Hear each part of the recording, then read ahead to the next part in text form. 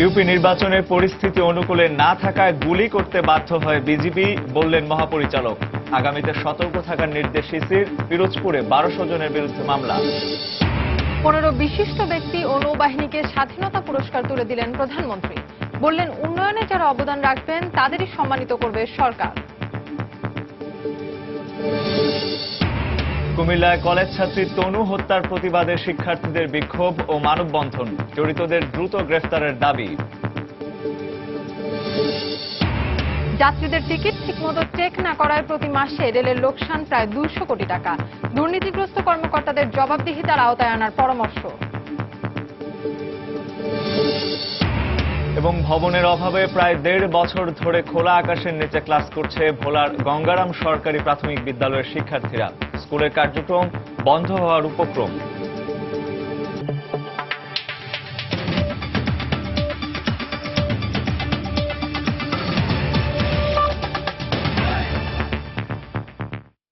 বাংলার সময়ের সঙ্গে আছি আমি ফাহমিদা মৌটুসী এবং আমি রঞ্জন শুভ্র। প্রথম পর্বের ইউনিয়ন পরিষদ নির্বাচনের দিন পিরোজপুরের মঠবাড়িয়া ও টেকনাফের সাবলংয়ে বিজিবি বাধ্য হয়ে গুলি চালিয়েছে বলে দাবি করেছেন বাহিনীটির মহাপরিচালক মেজর জেনারেল আজিজ আহমেদ। অন্যদিকে ভবিষ্যতে আইন শৃঙ্খলা রক্ষাকারী বাহিনীকে আরও সতর্ক হয়ে দায়িত্ব পালনের নির্দেশ দিয়েছেন নির্বাচন কমিশনার জাবেদ আলী। আজ আলাদা দুটি অনুষ্ঠানে নির্বাচন পরবর্তী সহিংসতা নিয়ে তারা তাদের মত জানান।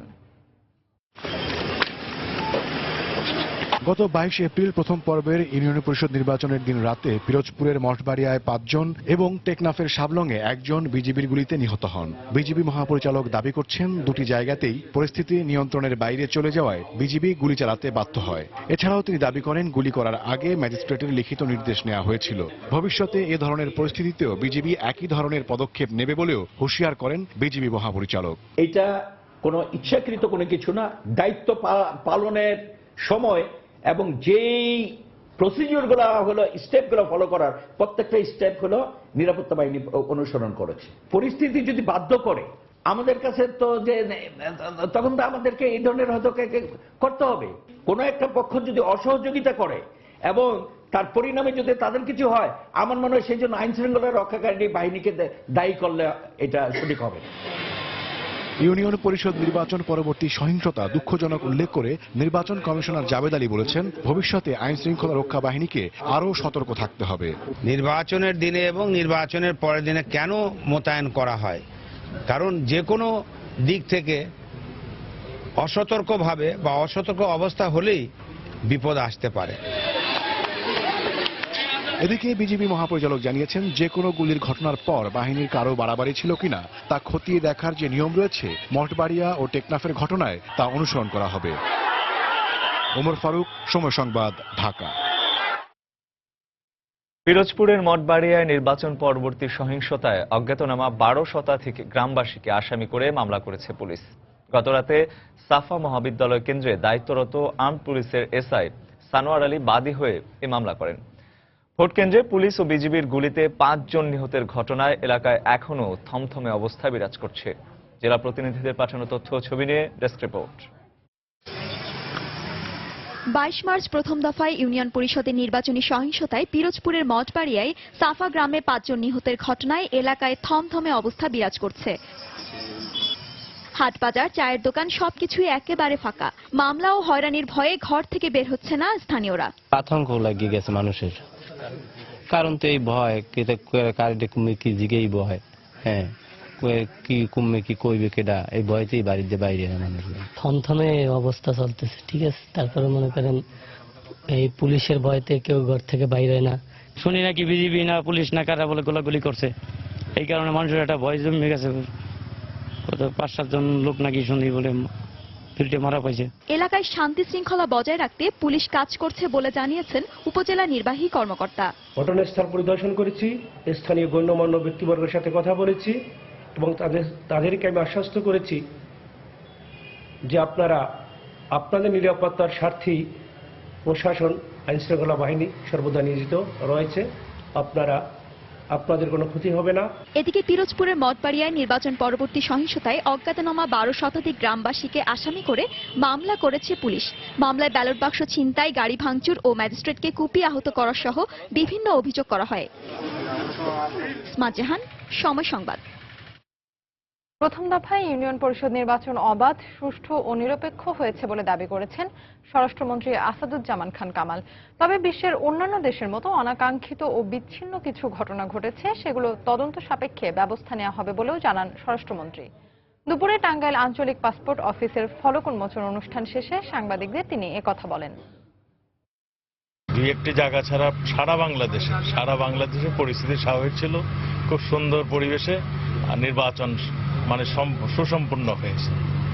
দুই একটা যেটা জায়গায় হয়েছে সেগুলো মানে আমাদের ইনকোয়ারি কমিটি হচ্ছে, যার গাফিলতি ছিল সেটা নির্বাচন কমিশন দেখতেছেন, সেই অনুযায়ী নির্বাচন কমিশন ব্যবস্থা নিচ্ছেন।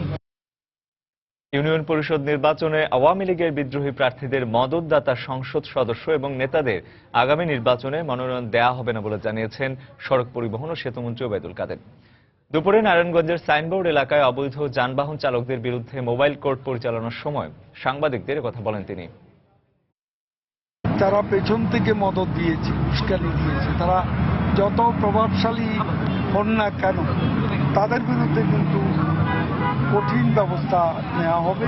আগামী নির্বাচনে তারা দলের মনোনয়ন পাবেন। মুক্তিযুদ্ধের চেতনায় সুখী সমৃদ্ধ দেশ করতে সমাজের সবাইকে ঐক্যবদ্ধ থেকে কাজ করার আহ্বান জানিয়েছেন প্রধানমন্ত্রী শেখ হাসিনা। সমাজের বিভিন্ন ক্ষেত্রে অসামান্য অবদান রাখার জন্য সকালে রাজধানীর ওসমানী স্মৃতি মিলনায়তনে গুণী ব্যক্তিত্বদের স্বাধীনতা পুরস্কার তুলে দেন তিনি। চলতি বছর বিশেষ অবদানের জন্য 15 বিশিষ্ট ব্যক্তি ও জনসেবায় প্রতিষ্ঠান হিসেবে নৌবাহিনীকে দেওয়া হয় স্বাধীনতা পুরস্কার। পুরস্কার তুলে দিয়ে শেখ হাসিনা আরও বলেন, উন্নয়নে যারা অবদান রাখবেন তাদেরই সম্মানিত করবে সরকার।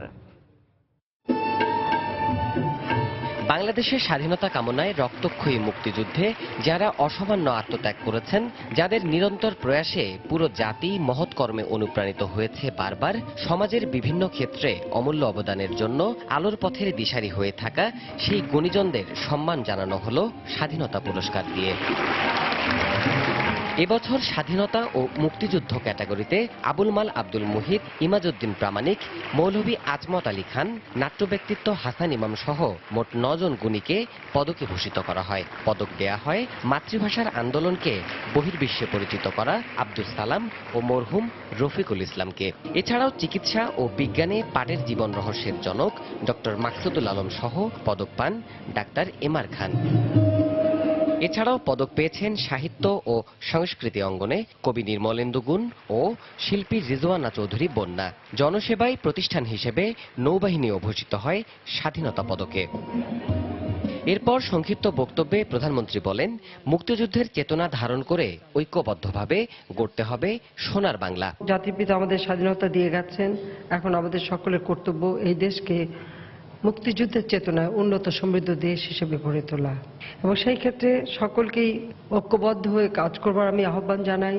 যে স্বাধীনতা আমরা অর্জন করেছি লাখো শহীদের রক্তের বিনিময়ে, কাজে এই স্বাধীনতার সুফল যেন বাংলার প্রতিটি মানুষের ঘরে ঘরে পৌঁছায়। শেখ হাসিনা বলেন, নিভৃত বাংলায় যারা দেশের কল্যাণে নিবেদিত তাদেরও সম্মান জানাবে আওয়ামী লীগ সরকার। এখনো গ্রাম বাংলার বিভিন্ন জায়গায় ছড়িয়ে ছিটে অনেকেই আছেন, তাদের খবরও হয়তো আমরা পাই না, যে যেখানে সামাজিক উন্নয়নে বা দেশের অর্থনৈতিক উন্নয়নে বিশেষ অবদান রেখে যাচ্ছেন, আমরা যেন তাদেরকে সম্মান করতে পারি, সেই তথ্যগুলো আমাদের জানা একান্তভাবে দরকার। এছাড়াও আগামীতে বঙ্গবন্ধুর দেখানো পথেই উন্নত বাংলাদেশ গড়ার দৃঢ় প্রত্যয় ব্যক্ত করেন প্রধানমন্ত্রী শেখ হাসিনা।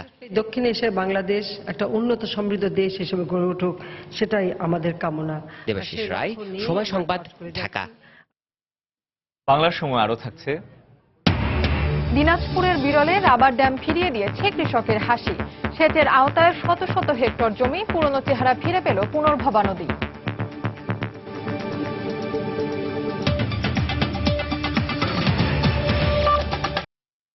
কুমিল্লা ভিক্টোরিয়া কলেজের মেধাবী ছাত্রী ও নাট্যকর্মী সোহাগী জাহান তনু হত্যাকাণ্ডে জড়িতদের গ্রেফতারের দাবিতে বিক্ষোভ মিছিল ও মানববন্ধন করেছেন শিক্ষার্থী সহ রাজনৈতিক ও সামাজিক সংগঠনের নেতাকর্মীরা। জড়িতদের গ্রেফতার করে দ্রুত আইনের আওতায় আনার আশ্বাস দিয়েছে জেলা প্রশাসন। কুমিল্লা থেকে বাহার রাহেনে পাঠানো তথ্য ছবি নিয়ে ডেস্ক রিপোর্ট। বৃহস্পতিবার সকালে কুমিল্লা ভিক্টোরিয়া কলেজের ইতিহাস বিভাগের অনার্স তৃতীয় বর্ষের ছাত্রী ও নাট্যকর্মী সোহাগী জাহান তনুর হত্যার প্রতিবাদে বিক্ষোভ মিছিল করেছে সহপাঠী সহ জেলার বিভিন্ন শিক্ষা প্রতিষ্ঠানের শিক্ষার্থীরা।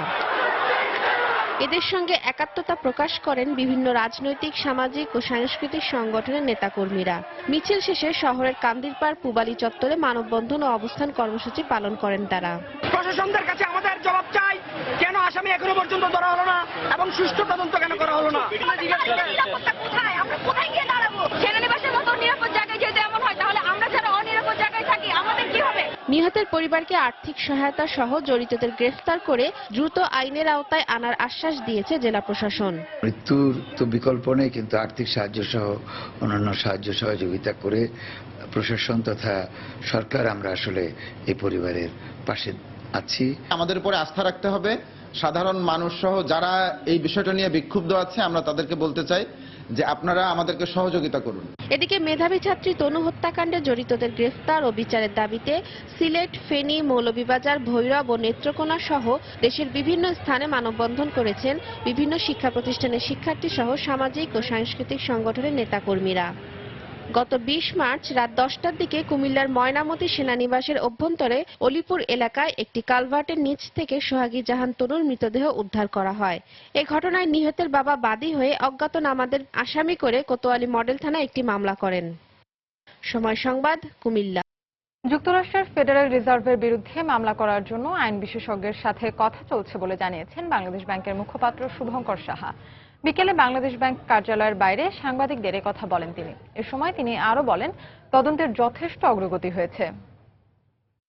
তদন্ত চলমান আছে এবং তদন্তের স্বার্থেই তদন্তের অগ্রগতির বিষয়ে এর চেয়ে বেশি বলা যাবে না। অগ্রগতি আছে এবং যথেষ্ট অগ্রগতি আছে।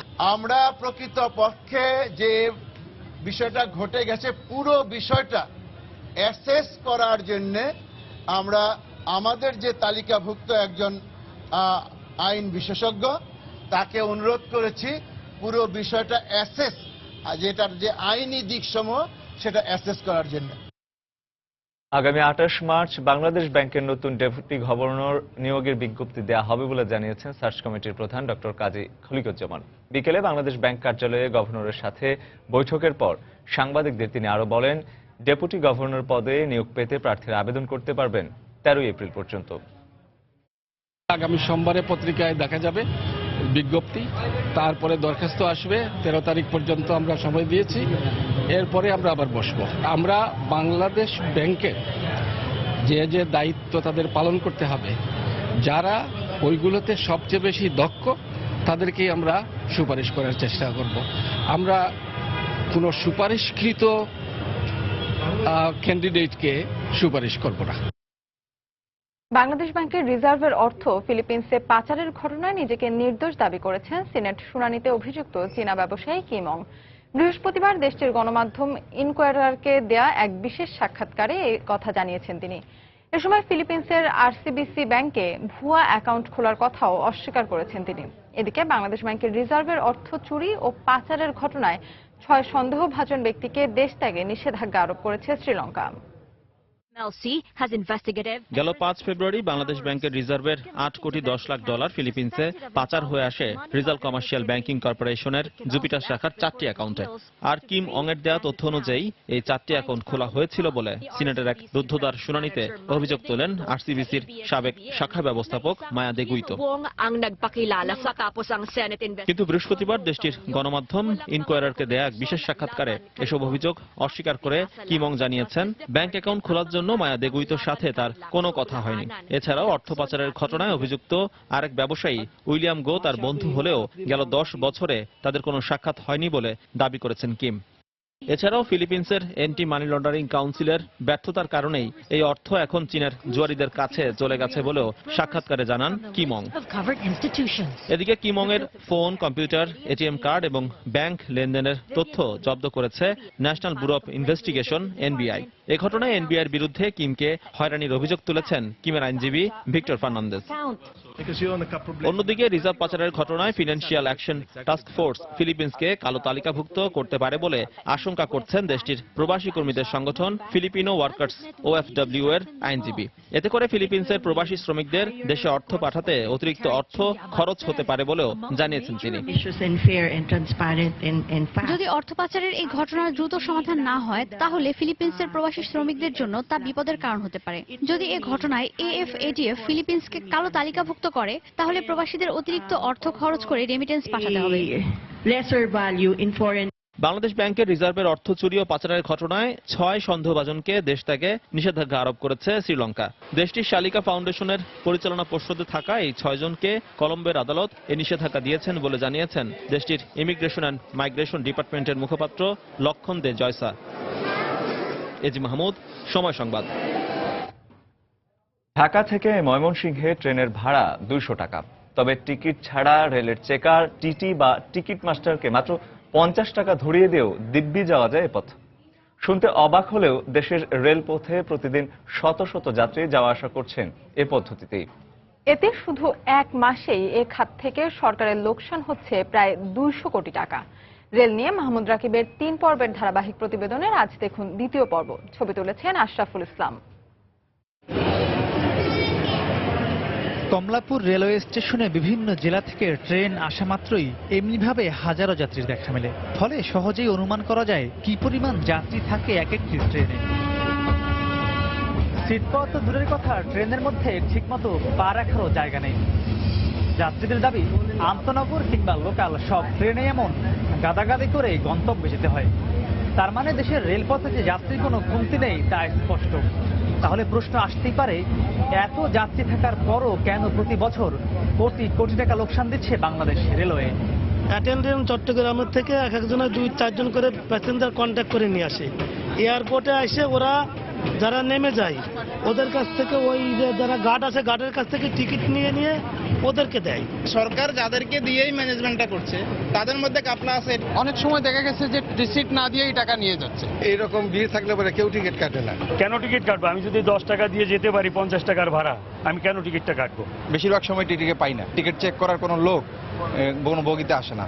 পরিসংখ্যানে দেখা যায় ভর্তুকি কমাতে 2012 সালে ক্ষেত্র বিশেষে 50 থেকে 110% ভাড়া বাড়ালেও লোকসান থেকে বের হতে পারেনি রেল বিভাগ। সবশেষ গত অর্থ বছরেও 900 কোটি টাকা লোকসান হয়েছে এই খাত থেকে।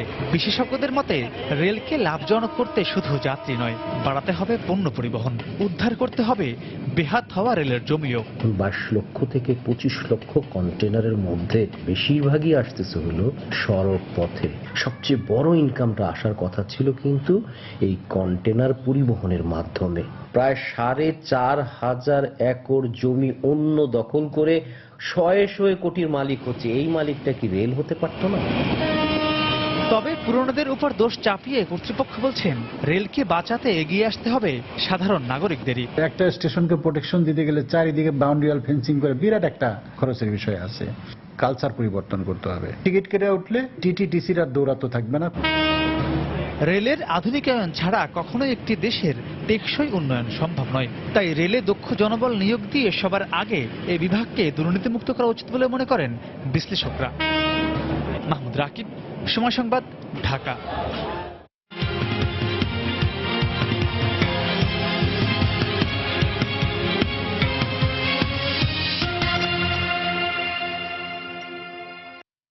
চাঁদপুরে 87টি ইউনিয়ন পরিষদের মধ্যে দ্বিতীয় দফায় 18টিতে ভোট গ্রহণ হবে আগামী 31শে মার্চ। গত 14 মার্চ প্রতীক বরাদ্দের পর ভোটের জন্য প্রচার প্রচারণায় মাঠে নেমে পড়েছেন প্রার্থীরা। ভোটাররাও খুঁজছেন তাদের যোগ্য প্রার্থী। ফারুক আহমদের তথ্য এবং কৃষ্ণকান্তদের ছবিতে ডেস্ক রিপোর্ট।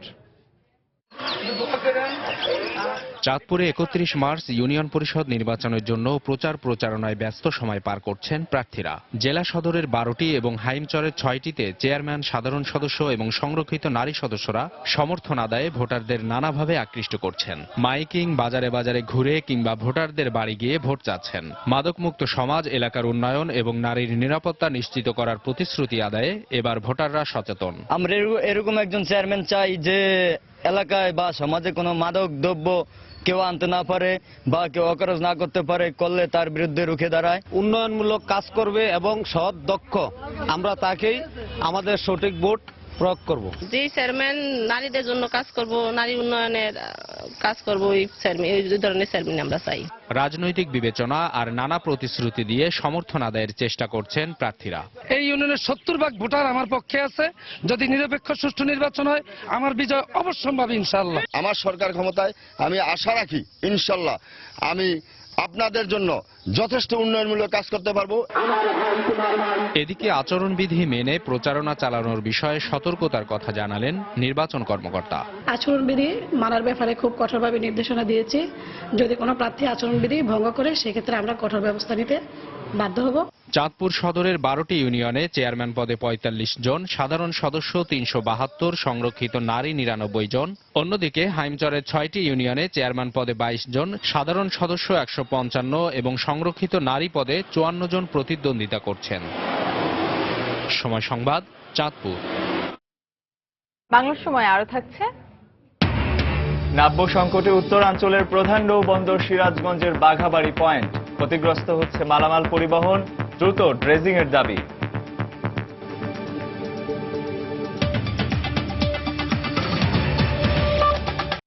পাবনায় 8ম শ্রেণীর এক ছাত্রকে শ্বাসরোধ করে হত্যা করেছে দুর্বৃত্তরা। এ ঘটনায় জড়িতদের দ্রুত গ্রেফতার করে দৃষ্টান্তমূলক শাস্তির দাবি জানিয়েছেন অভিভাবক ও সহপাঠীরা। এখনও হত্যাকাণ্ডের রহস্য উদ্ঘাটন করতে পারেনি পুলিশ। পাবনা প্রতিনিধি এম এ আসাদের পাঠানো তথ্য ছবি নিয়ে ডেস্ক রিপোর্ট। স্বজনরা জানান, বুধবার দুপুরে প্রাইভেট পড়ার জন্য বাসা থেকে বের হয় পাবনার শালাগাড়িয়ার মহসিন আলমের ছেলে মিশু। এরপর থেকে নিখোঁজ ছিল সে। রাতে শহরের সিঙ্গা এলাকার একটি লিচু বাগান থেকে বস্তাবন্দি অবস্থায় লাশ উদ্ধার করে পুলিশ। পরে সদর হাসপাতালে গিয়ে লাশ শনাক্ত করে মিশুর স্বজনরা। সরকারের কাছে আবেদন জানাই, আর যেন বাংলাদেশে এরকম কোনো শিশু হত্যা না হয়, এরকম নৃশংসভাবে কোনো মায়ের কোল খালি না হয়। বৃহস্পতিবার দুপুরে মিশুর লাশ কালেক্টরেট স্কুল অ্যান্ড কলেজে নেওয়া হলে কান্নায় ভেঙে পড়েন সহপাঠীরা। বিদ্যালয়ের সামনে মানববন্ধন করেন শিক্ষার্থী ও অভিভাবকরা। এ সময় তারা হত্যাকাণ্ডে জড়িতদের দ্রুত আইনের আওতায় আনার দাবি জানান। মেধাবী ছিল এবং অনেক ভালো ছিল, আর অনেক ভদ্র, সবার সাথে কথা বলতো। ওকে যারা হত্যা করে সবাই যাতে দৃষ্টান্তমূলক শাস্তি পায়। হত্যাকাণ্ডের রহস্য ও জড়িতদের শনাক্তে চেষ্টা চলছে বলে জানিয়েছে পুলিশ প্রশাসন। সিনিয়র অফিসারদের সাথে আলোচনা করে আরো ব্যাপক খোঁজখবর নিয়ে তদন্ত করতেছে। আশা করি খুব সহসাই আমরা একটা ভালো ফলাফল পাবো বা ঘটনার সাথে জড়িত ব্যক্তিদের শনাক্ত করতে সক্ষম হব। এই ঘটনায় পাবনা সদর থানায় অজ্ঞাত কয়েকজনকে আসামি করে একটি মামলা করেছে নিহতের বাবা। সময় সংবাদ, পাবনা। দিনাজপুরের বিরল উপজেলায় পুনর্ভবা নদীর ওপর নির্মিত রাবার ড্যাম পাল্টে দিয়েছে এলাকার হাজার হাজার কৃষকের আর্থসামাজিক অবস্থা। মরা পুনর্ভবা নদী ফিরে পেয়েছে যৌবন। ড্যাম চালুর পর সেচের আওতায় এসেছে শত শত হেক্টর জমি। সৃষ্টি হয়েছে মাছ চাষের অভয়ারণ্য। গোলাম নবী দুলালের তথ্য ও মঞ্জিদ আলম শিমুলের ছবি নিয়ে ডেস্ক রিপোর্ট। দিনাজপুরের বিরল উপজেলার ফরক্কাবাদ ইউনিয়নের ধন্যসাহার ঘাটে পূর্ণভবা নদীর উপর প্রায় 10 কোটি টাকা ব্যয়ে 80 মিটার দৈর্ঘ্যের রাবার ড্যাম নির্মাণ শেষ হয় 2015 সালে। বিরল ও কাহারল উপজেলার 4টি ইউনিয়নের হাজার হাজার মানুষ সেচ সুবিধা ছাড়াও পাচ্ছে খাবার পানি। আগে প্রতি একরে সেচ খরচ পড়তো 2600 টাকা, এখন ব্যয় হচ্ছে মাত্র 1200 টাকা। এছাড়া সৃষ্টি হয়েছে মাছ চাষের সুযোগ। স্বল্প ব্যয়ে এবং স্বল্প সময়ে সেচ সুবিধা পেয়ে খুশি কৃষকেরা। এই মৌসুমে আমরা পানি পাইতাম না সেরকম ভালোভাবে, তো এখন রাবার ড্যাম হয় অনেক উপকার হয়েছে। ভুট্টা আবাদ হচ্ছে, আমাদের মনে করছি আর সমস্যা হয় না।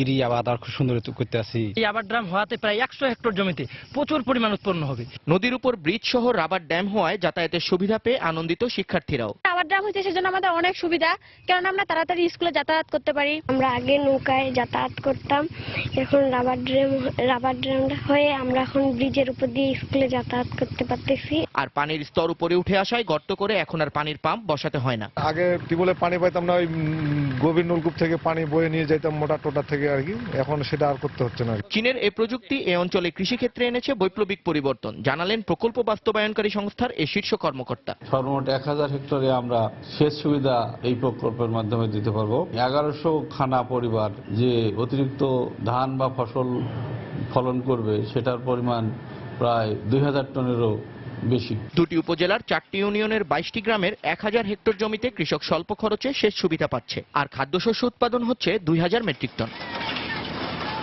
সময় সংবাদ, দিনাজপুর। ৭১ মানবতা বিরোধী অপরাধের দায়ে মৃত্যুদণ্ডপ্রাপ্ত জামায়াত নেতা মতিউর রহমান নিজামীর সঙ্গে কারাগারে দেখা করেছেন স্বজনরা। দুপুর 12টার দিকে গাজীপুরের কাশিমপুর কারাগারে যান নিজামের স্ত্রী বেগম শামসুন নাহার নিজামী, ছেলে ব্যারিস্টার নাজিব মোমেন ও নাইমুর রহমান এবং 2 পুত্রবধূ। পরে কর্তৃপক্ষের অনুমতি নিয়ে 12:30টায় কারাগারে প্রবেশ করেন তারা। জেলার মোহাম্মদ নাসির আহমেদ জানান, স্বজনদের সঙ্গে রিভিউ আবেদনের বিষয়ে কথা বলেছেন মতিউর রহমান নিজামী। মৃত্যুদণ্ড বহাল রেখে সুপ্রিম কোর্টের আপিল বিভাগের পূর্ণাঙ্গ রায় প্রকাশের পর গত 15ই মার্চ আলবদর নেতা মতিউর রহমান নিজামীর মৃত্যু পরোয়ানা জারি করেন আন্তর্জাতিক অপরাধ ট্রাইব্যুনাল।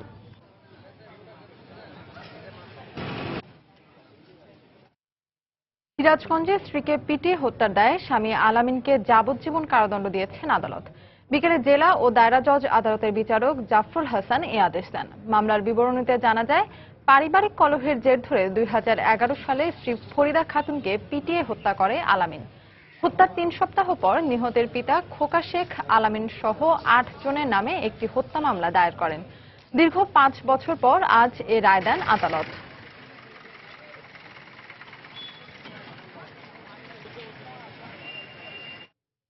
মানহানির মামলায় পাবনার আদালত থেকে জামিন পেয়েছেন ডেইলি স্টার পত্রিকার সম্পাদক মাহফুজ আনাম। দুপুরে সিনিয়র জুডিশিয়াল ম্যাজিস্ট্রেট আদালতের বিচারক মোহাম্মদ নাজিমুদ্দৌলা তার জামিন মঞ্জুর করেন।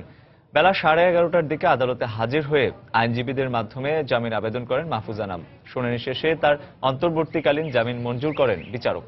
একই সাথে আগামী 12ই মে মামলার পরবর্তী তারিখ ধার্য করা হয়।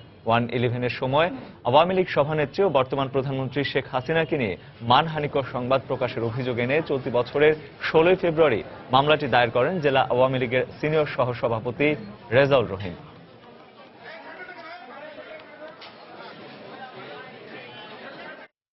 রংপুরে চালক ও হেলপারকে হত্যা করে একটি ট্রাকের চাল লুট করে নিয়ে গেছে দুর্বৃত্তরা। পুলিশ ও নিহতের স্বজনরা জানায়, মঙ্গলবার রাতে দিনাজপুর শহর থেকে চালক কোরাইশ প্রামাণিক ও হেলপার রমজান আলী চাল বোঝাই ট্রাক নিয়ে সিরাজগঞ্জের উদ্দেশ্যে যাত্রা করে। পরে গতকাল পর্যন্ত তাদের কোনো খোঁজ পাওয়া যায়নি।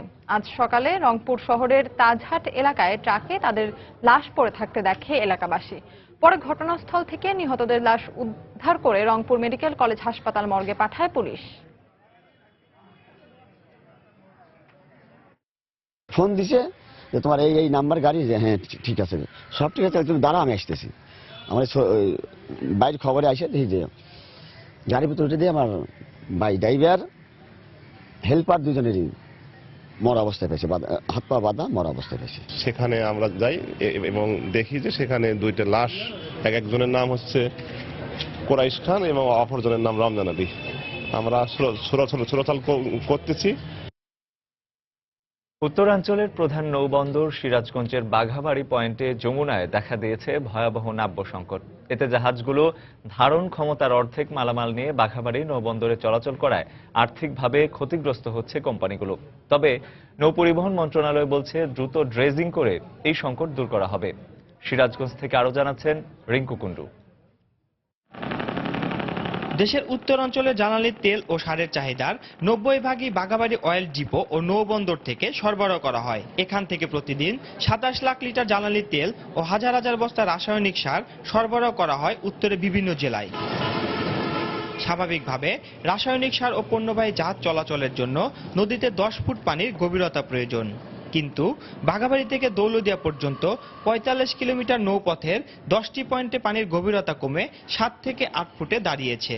শুরু হয়ে গেছে নৌ চ্যানেলও। এসব চ্যানেলে প্রায় আটকা পড়ছে বন্দরমুখী জাহাজগুলো। এসব জাহাজ থেকে পণ্যের অর্ধেক খালাস করে ছোট ছোট নৌকায় করে বাঘাবাড়ি বন্দরে আনা হচ্ছে। এতে আর্থিক ক্ষতির পাশাপাশি সময় লাগছে বেশি। জাহাজ চালকদের দাবি, দ্রুত ড্রেজিং এর মাধ্যমে নদীর নাব্য ফিরিয়ে আনা হোক। নদীপথে পানি কম, জাহাজ থেকে যায়, থেকে গেলে আমাদের বিভিন্ন সমস্যায় জাহাজে ডাকাতি হয়। সরকারিভাবে যদি ড্রেজিং করে দেয় আমাদেরকে, তাহলে নদীটা ক্লিয়ার হয়ে যায়, তাহলে আমরা চাষ নিয়ে আসতে পারি। উত্তরবঙ্গকে বাঁচাতে চাইলে এই বাঘাবাড়ি পোর্টটাকে প্রথম শ্রেণী উন্নতি করতে হবে। বাঘাবাড়ি বন্দরকে সচল করতে দ্রুত ড্রেজিং প্রকল্প গ্রহণ করা হবে বলে জানালেন নৌ মন্ত্রণালয়ের এর শীর্ষ কর্মকর্তা। নাব্যতা সংকটের জন্য কিছুদিন আগে এখানে কিছু ড্রেজিং করা হয়েছে। তো বর্তমানে আমাদের মংলা ঘোষেখালী চ্যানেল, সেই চ্যানেলে আমাদের বেশি ড্রেজার ডিপ্লয় থাকায় আমাদের এখানে একটু ড্রেজিং এর সমস্যা হচ্ছে। আমরা আশা করছি যে সামনেই আমরা এখানে ড্রেজিং করতে পারবো। দেশের উত্তর অঞ্চলে 16 জেলার রাসায়নিক সার, জ্বালানি তেল ও কয়লা নৌপথে আসে এই বাঘাবাড়ি নৌবন্দরে। রিঙ্কু কুন্ডু, সময় সংবাদ, সিরাজগঞ্জ। রামপাল কয়লা বিদ্যুৎ কেন্দ্রের নামে সুন্দরবনে একবার প্রবেশ করতে পারলে মুনাফাভোগীদের হাত থেকে আর কখনোই দেশের সবচেয়ে বড় এ জীববৈচিত্র্যবাহী বনকে রক্ষা করা যাবে না বলে মন্তব্য করেছেন অধ্যাপক আব্দুল্লাহ আবু সাইদ। সকালে রাজধানীর একটি মিলনায়তনে নাগরিক সমাজের উদ্যোগে সুন্দরবন ধ্বংস করে বিদ্যুৎ চাই না, আমরা বিদ্যুৎ চাই, সুন্দরবনও চাই শীর্ষক সেমিনারে তিনি এ মন্তব্য করেন। সুন্দরবনকে রক্ষা করতে সরকারকেই এগিয়ে আসা উচিত বলেও মনে করেন নাগরিক সমাজের প্রতিনিধিরা।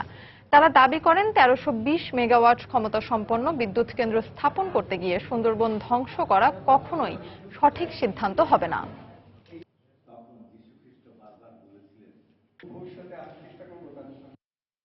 এখানে যে জেনেটিক রিসোর্স আছে সেই রিসোর্সগুলো সারা বিশ্বের জন্য এত প্রয়োজন, এই কারণের জন্যই আন্তর্জাতিক সংস্থাগুলো নানাভাবে আমাদের অ্যাডভাইস দিয়ে যাচ্ছে। ব্যবসা যারা করে মুনাফার জন্য তারা যে কোনো কিছু করতে পারে। হয়তো বাংলাদেশ ভারত ফ্রেন্ডশিপ যে প্রতিষ্ঠান, তারও হয়তো মুনাফাই শেষ পর্যন্ত, বন্ধুত্বের চাইতে মুনাফাই হয়তো তাদের মূল লক্ষ্য। তো এই মুনাফাকারীদের যে সর্বগ্রাসী অর্থলিপ্সা, তার হাত থেকে বাঁচানোর দায়িত্ব তো সরকারের। আগামী 30 এপ্রিলের মধ্যে বায়োমেট্রিক পদ্ধতিতে নিবন্ধন না করলে মোবাইল সিম বন্ধ করে দেয়া হবে বলে জানিয়েছেন ডাক ও টেলিযোগাযোগ প্রতিমন্ত্রী তারানা হালিম। সকালে চট্টগ্রাম নগরীর একটি হোটেলে মোবাইল ফোন কোম্পানি এরিকসনের অফিস উদ্বোধন শেষে একথা বলেন তিনি। প্রাথমিক পরিকল্পনা হচ্ছে আমরা 30 এপ্রিলের মধ্যেই এটি শেষ করব। তারপর যেটি করব, আমরা ক্রমান্বয়ে বিভিন্ন মোবাইল ফোন বা যে সিমগুলো রেজিস্ট্রি হয়নি সেখানে আমরা সংকেত পাঠাবো, যেমন কিছু কয়েক ঘন্টার জন্য একটু বন্ধ থাকবে এবং এভাবে ক্রমান্বয়ে এক পর্যায়ে সেটি বন্ধ হয়ে যাবে। আমরা এটি করছি এই কারণে যে তাকে ইঙ্গিত প্রদান করলে বা একটু কয়েক ঘন্টা করে বন্ধ রাখলে তিনি গিয়ে এই সিম রিমটি নিবন্ধন করে নেবেন। টাঙ্গাইল মেডিকেল কলেজ হাসপাতালে দালাল চক্রের 18 সদস্যকে আটক করেছে র্যাব। সকালে র্যাব এই অভিযান পরিচালনা করে। নির্বাহী ম্যাজিস্ট্রেট কায়সার খসরু জানান, দীর্ঘদিন ধরে একটি চক্র রোগীদের হয়রানি করছে এমন অভিযোগের প্রেক্ষিতে টাঙ্গাইল মেডিকেল কলেজ হাসপাতালে অভিযান চালানো হয়। এ সময় আটক 18 জনকে 3 মাস করে বিনাশ্রম কারাদণ্ড দেন ভ্রাম্যমাণ আদালত।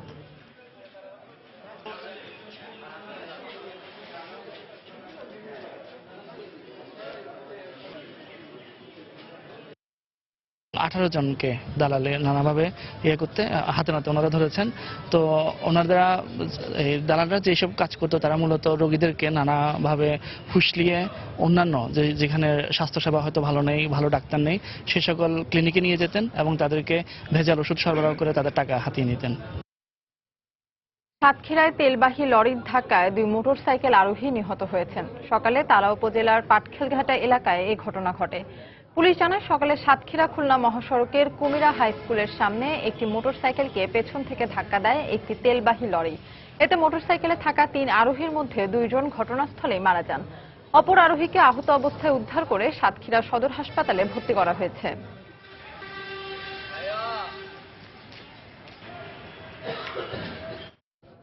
বেতন ভাতা বাড়ানোর দাবিতে কর্মবিরতি পালন করেছেন চট্টগ্রামের সাউদার্ন মেডিকেল কলেজ হাসপাতালের চিকিৎসক, কর্মকর্তা ও কর্মচারীরা। দ্বিতীয় দিনের মতো আজও সকাল 10টার দিকে হাসপাতালের সামনে অবস্থান নেন আন্দোলনকারীরা। দুপুর 1টা পর্যন্ত চলা এই কর্মসূচিতে তারা জানান, দীর্ঘদিন ধরে বেতন ভাতা সহ বিভিন্ন সুযোগ সুবিধা বাড়ানোর দাবি করে আসলেও হাসপাতাল কর্তৃপক্ষ কোনো পদক্ষেপ নিচ্ছে না। এ সময় অবিলম্বে সরকারি নির্দেশনা অনুযায়ী বেতন স্কেল নির্ধারণের দাবি জানান তারা। এদিকে চিকিৎসক ও কর্মকর্তাদের কর্মবিরতির কারণে চরম দুর্ভোগে পড়েন রোগী ও তাদের স্বজনরা।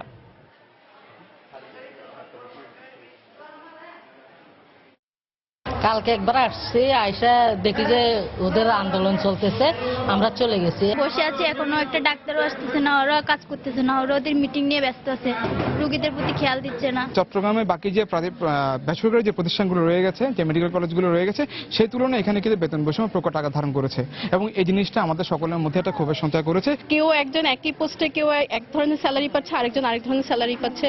যে জুনিয়র হিসেবে এন্ট্রি করলো তারও যে স্যালারি এবং যে 2 বছর ধরে কাজ করতেছে ওরও একই স্যালারি। সো আমরা চাচ্ছি যে এরকম কোনো ডিসক্রিমিনেশন যেন থাকে। মানিকগঞ্জের ছোট বন্যা এলাকার ঝুঁকিপূর্ণ ব্রিজ সংস্কারের দাবিতে মানববন্ধন করেছে বিভিন্ন স্কুলের শিক্ষার্থীরা।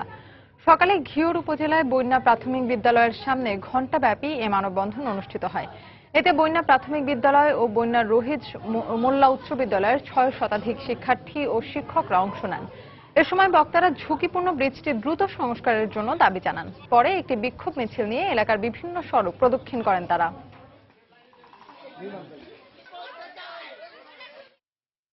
অষ্টম জাতীয় পে স্কেলে বেতন ভাতা প্রদানের দাবিতে বরিশাল ও পঞ্চগড়ে মানববন্ধন করেছেন বেসরকারি স্কুল কলেজ ও মাদ্রাসার শিক্ষকরা। দুপুরে বরিশালে অশ্বিনী কুমার টাউন হল চত্বর থেকে একটি বিক্ষোভ মিছিল বের করেন শিক্ষক ও কর্মচারীরা। পরে মিছিলটি নগরীর বিভিন্ন সড়ক প্রদক্ষিণ করে আবারও টাউন হল চত্বরে গিয়ে শেষ হয়। এরপর সেখানে মানববন্ধন করেন তারা।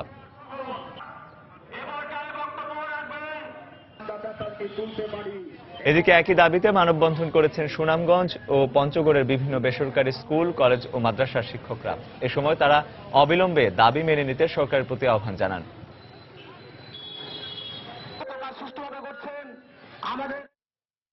ভবনের অভাবে 16 মাস ধরে টিনের ছাপরা ও খোলা আকাশের নিচে ক্লাস করছে ভোলার বোরহানউদ্দিন উপজেলার গঙ্গাপুর আলমবাজার আদর্শ সরকারি প্রাথমিক বিদ্যালয়ের শিক্ষার্থীরা। প্রখর রোদ আর বৃষ্টিতে বন্ধ হওয়ার উপক্রম হয়েছে স্কুলের কার্যক্রম। এ অবস্থায় দিন দিন শিক্ষার্থীর উপস্থিতি কমছে বলে জানান বিদ্যালয়ের শিক্ষকেরা। নাসিরউদ্দিন লিটনের পাঠানো তথ্য ও উৎপল দেবনাথের ছবি নিয়ে ডেস্ক রিপোর্ট। ভোলার বোরহানউদ্দিন উপজেলার গঙ্গাপুর আলমবাজার আদর্শ সরকারি প্রাথমিক বিদ্যালয় দীর্ঘ 16 মাস ধরে বাঁশের খুঁটির উপর টিনের ছাপরা বসিয়ে কোনো মতে চালিয়ে নেওয়া হচ্ছে স্কুলটির শিক্ষা কার্যক্রম। সংকট রয়েছে চেয়ার টেবিল ও বেঞ্চেরও। বিদ্যালয়ের পুরাতন ভবনটি পরিত্যক্ত ঘোষণার পর থেকে এভাবেই কখনো ছাপরার নিচে আবার কখনো খোলা আকাশের নিচে ক্লাস করছে কোমলমতি শিশুরা। এতে মারাত্মকভাবে ব্যাহত হচ্ছে তাদের পড়াশোনা। এখানে বসার জায়গা নাই, তারপরে চেয়ার টেবিল নেই, তারপর অনেক গাতাগাতি করে আমরা বসি। আমাদের এই স্কুলে বর্ষা আসলে পানি পড়ে, বই খাতা ভিজে যায়। ভবন না থাকায় বাইরে ক্লাস হওয়ায় দিন দিন শিক্ষার্থীর উপস্থিতি কমছে বলে জানালেন বিদ্যালয়ের শিক্ষকরা। স্কুলটা আমাদের চালাইতে খুবই কষ্ট হয় এবং আমরা খোলা রোদ্রের ভিতরে বা বর্ষার ভিতরে গাছের নিচে এইভাবে আমরা ক্লাস করতেছি। শিক্ষার মান উন্নয়নের জন্য, দেশের স্বার্থের জন্য একটা ভবন তৈরি করার জন্য জোর আবেদন জানাচ্ছি। উপজেলা শিক্ষা কর্মকর্তা বলছেন, নতুন ভবন নির্মাণের বিষয়টি ঊর্ধ্বতন কর্তৃপক্ষকে জানানো হয়েছে। আমরা এসএমসির সাথে যোগাযোগ করেছি এবং তাতে তাদের কোনো বিঘ্ন না ঘটে এ ব্যাপারে আমরা সার্বক্ষণিক দৃষ্টি রাখতেছি। আশা করি যে আপনার যে অনতিবিলম্বে আমরা একটা সমাধান দিতে পারবো। 1986 সালে প্রতিষ্ঠিত গঙ্গাপুর আলমবাজার আদর্শ সরকারি প্রাথমিক বিদ্যালয়ের শিক্ষার্থী সংখ্যা 161। সময় সংবাদ, ভোলা। বাংলার সময়ের শীর্ষ সংবাদগুলো জানিয়ে দিচ্ছি আরেকবার। ইউপি নির্বাচনে পরিস্থিতি অনুকূলে না থাকায় গুলি করতে বাধ্য হয় বিজিবি, বললেন মহাপরিচালক। আগামীতে সতর্ক থাকার নির্দেশ ইসির। পিরোজপুরে 1200 জনের বিরুদ্ধে মামলা। 15 বিশিষ্ট ব্যক্তি ও নৌবাহিনীকে স্বাধীনতা পুরস্কার তুলে দিলেন প্রধানমন্ত্রী। বললেন, উন্নয়নে যারা অবদান রাখবেন তাদেরই সম্মানিত করবে সরকার। কুমিল্লায় কলেজ ছাত্রী তনু হত্যার প্রতিবাদে শিক্ষার্থীদের বিক্ষোভ ও মানববন্ধন। জড়িতদের দ্রুত গ্রেফতারের দাবি। যাত্রীদের টিকিট ঠিকমতো চেক না করায় প্রতি মাসে রেলের লোকসান প্রায় 200 কোটি টাকা। দুর্নীতিগ্রস্ত কর্মকর্তাদের জবাবদিহিতার আওতায় আনার পরামর্শ। এবং ভবনের অভাবে প্রায় 1.5 বছর ধরে খোলা আকাশের নিচে ক্লাস করছে ভোলার গঙ্গারাম সরকারি প্রাথমিক বিদ্যালয়ের শিক্ষার্থীরা। স্কুলের কার্যক্রম বন্ধ হওয়ার উপক্রম। এই ছিল বাংলার সময়।